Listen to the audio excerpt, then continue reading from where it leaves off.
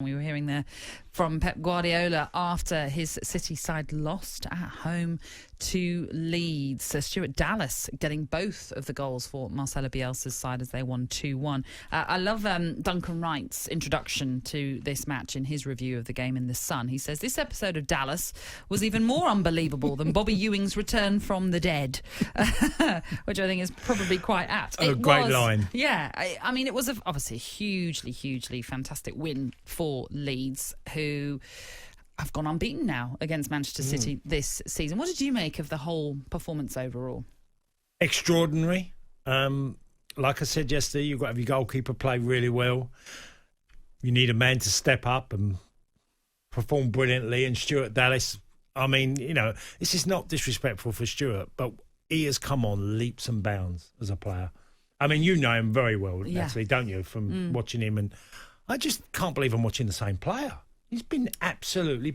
I mean, the second goal, he's outrun John Stones, got himself into a position to score. He's finished his first one brilliantly. OK, comes off the post and into the back of the net, beats Edison. But he's played generally this season at a very, very high level. And fair testament to him. Absolutely. I mean, he's done that for the last few seasons. More so, obviously, with Marcelo Bielsa at the helm, but that's every Leeds player has seemed to have upped their game extraordinarily so. And you're quite right. I mean, he came to English football through Brentford, so we'd got him from Northern Ireland, and he was a winger and probably didn't get as much of a chance at Brentford as I would have liked, because I remember at the end of his time at Brentford, he went out on loan to Northampton, for example. But I've always loved him. I always thought he was a great player, and I thought he was quite a tricky player to play against at times, partly because of his gait. He's got kind of unusual gait. But yes, he's just come on leaps and bounds, as I mentioned, as have a lot of Leeds players, and I think a lot of Leeds players would probably say there's a lot of people that would say they weren't Premier League players, if you know what I mean. But they've become Premier League players. Well, they've took ownership of that as well. They've all sort of, you know, we spoke yesterday. I spoke to Liam Cooper in midweek and done an interview with him, and you know, he's quite clear. I'm far better player than I was, you know, but he's enjoyed the journey. He's loved the road to get into the top flight. And look, they rode their luck enormously yesterday. If you look at the numbers, it's ridiculous. And Bielsa even says it himself. We weren't the better team today. They were by far superior in every department. We've won the game. You know. Yes. I mean, you're talking about the stats. If you're looking just the offensive stats, for example, Manchester City had 29 total shots, Leeds 2. 2 goals. 7 shots on target for Manchester City, 2 for Leeds. And obviously, which shows they were clinical, which is great, obviously, for Marcelo Bielsa's side. But I wanted to pick up on Liam Cooper. You mentioned him. Yeah. Just before half-time, he gets sent off. It was a VAR review that led to his sending off as well, after David Coote, the official at Stockley Park, alerted Andre Mariner to go and review a challenge on Gabriel Jesus.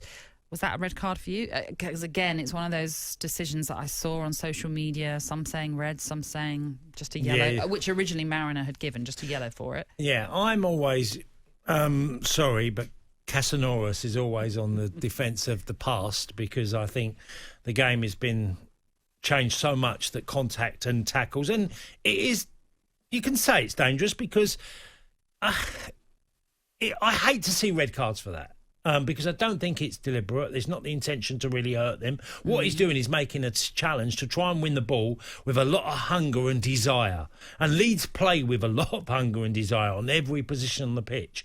And Liam Cooper's no different. He's going for a ball he thinks he can win and catches Gabriel Jesus on the follow-through.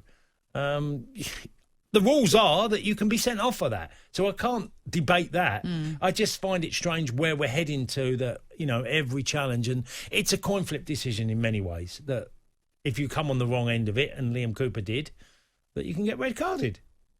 I suppose by the letter of the law, you know, both feet off the ground, it's a red card. And you can certainly make that, can't you? Yes. You know, it's reckless to a level where it could easily be an injury. Look, you don't have to see blood to see a bad challenge, you know. Of course not, no. You know, there's many a challenge that can be bad without blood. Of course, yes. And as it was, Liam Cooper was sent off for that. Someone who then unfortunately was sacrificed, if you like, was Patrick Bamford, because they needed to make a defensive change. He then came off, and I felt a little bit of sympathy towards him when you consider he's probably so desperate to say, "Hi, Gareth Southgate, I'm still here." And unfortunately, gets taken off before half-time and unable to make that impact that he will have hoped to have made. And he still has a number of games to make that impact if he is going to be considered by Gareth Southgate for England in the Euros. But I did feel a little bit sorry for him at that point. Having said that, then you think you go down to 10 men, but everyone behind the ball, defend, but that's not Leeds' way. Well, there's some great photos of the when you were at the hot spots of where you're playing. Yeah.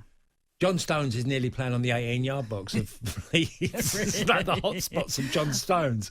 And it's like, well, he's a centre-half. And it was pretty much the theme of the second half, wasn't it? That without creating loads and loads of chances and overplaying at times, City were in lots of areas where, that can cause their problems. It's one of it nearly has to be the perfect type of performance in some ways, and you have to ride your luck and get away with things if you're going to go to the Etihad and win the game. I remember thinking of when Palace went and won 3-1 at City a couple of seasons ago. It was an incredible performance, but also wonder goal. If you remember Townsend's effort, just pinged it. It was in the back of the net before you blinked, and they're the things you have to do to beat these type of teams. Just finally on this.